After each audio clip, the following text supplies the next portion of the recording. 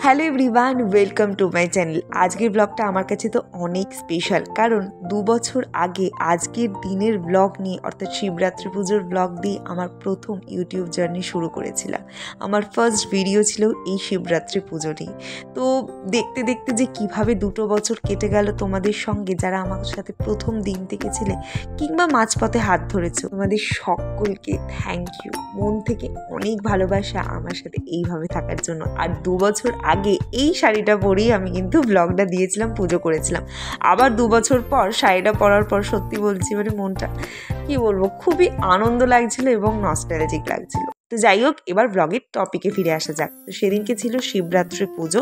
তো মা এখানে সমস্ত কিছু জোগাড় করে নিয়েছে। আর এই যে আমাদের শিব ঠাকুর দেখে না, প্রথমে তো এখানে আমাদের যে নিত্যদিনের পুজো হয় সেটা হয়েছিল, আরতি হলো। তারপর এখানে সবাই একে একে পুজো করলাম। ফার্স্টে আমি করেছিলাম, তারপর এখানে আমার সেজো পিসি এসেছিলো, পিসি করলো, মা করলো।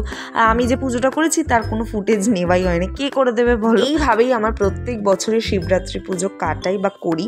তো তারপর এখানে চরণামৃত খেয়ে নিলাম, কারণ সকাল থেকে কিচ্ছু খাওয়া হয় না, জল টল খেতে হবে। তো চরণামৃত খেয়ে আমার এই উপোস ভাঙলাম। আর কি এখানে রান্নাঘরে গিয়ে দেখি মা পিসি মিলে লুচি ভাজা আরম্ভ করে দিয়েছে। আর বাঙালিদের কোনো পার্বণ মানে ব্যাস শুরু হয়ে যায় বাড়িতে লুচি টুচি ভাজা।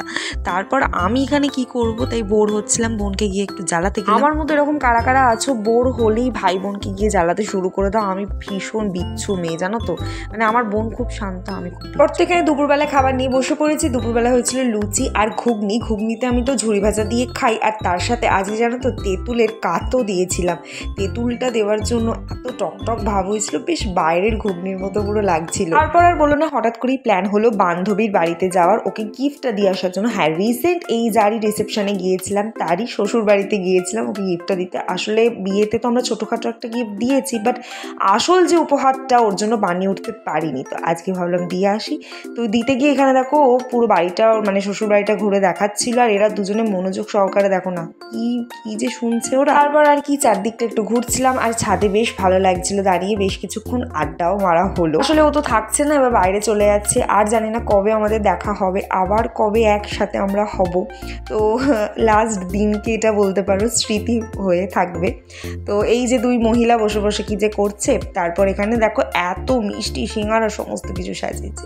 আর এই যে আমাদের নতুন বউ আর বর দুজনকে গিফট তো আমরা দিয়ে দিয়েছি, এবার ওপেনিংয়ের পালা। তোমরাও দেখো, দেখে বলো কেমন হয়েছে।